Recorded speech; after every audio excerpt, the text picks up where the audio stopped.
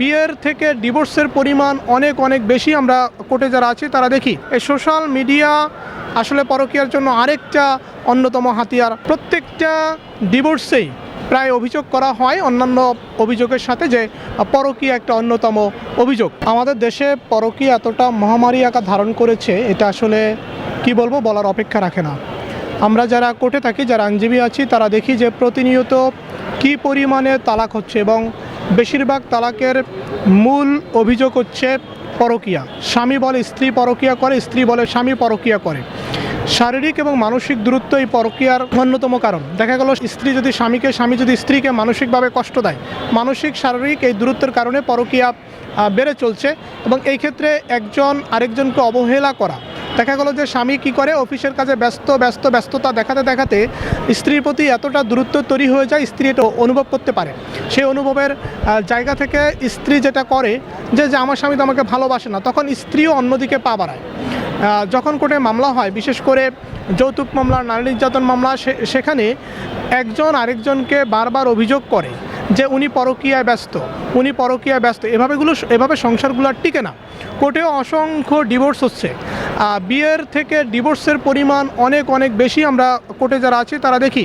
এবং প্রত্যেকটা ডিভোর্সেই প্রায় অভিযোগ করা হয় অন্যান্য অভিযোগের সাথে যে পরকীয়া একটা অন্যতম অভিযোগ।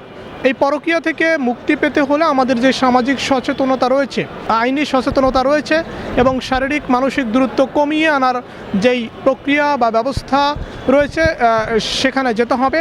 আর না হলে এই পরকীয়া থেকে আসলে আমাদের পরিত্রাণ পাওয়ার কোনো উপায় নাই।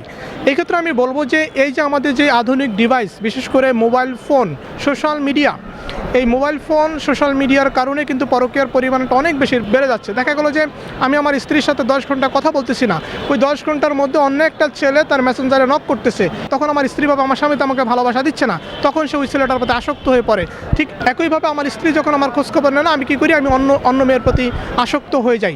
এভাবে এই সোশ্যাল মিডিয়া আসলে পরকীয়ার জন্য আরেকটা অন্যতম হাতিয়ার আমি বলবো। সব মিলিয়ে সামাজিক সচেতনতা, আইনি সচেতনতা এবং যারা বিজ্ঞজন আছেন, যারা সমাজের নীতি নির্ধারক আছেন, তারা যদি কার্যকরী পদক্ষেপ নেন তাহলে এই পরকীয়ার পরিমাণটা অনেক বেশি কমে যাবে। আমি বলবো যে অনেক সময় এটাও হয়েছে কোর্টের মধ্যে যে পরকীয়ার অসংখ্য ছবি, আলামত, ভিডিও এক পক্ষ আরেক পক্ষকে দেখাচ্ছে এবং সেগুলো বাস্তব প্রমাণ।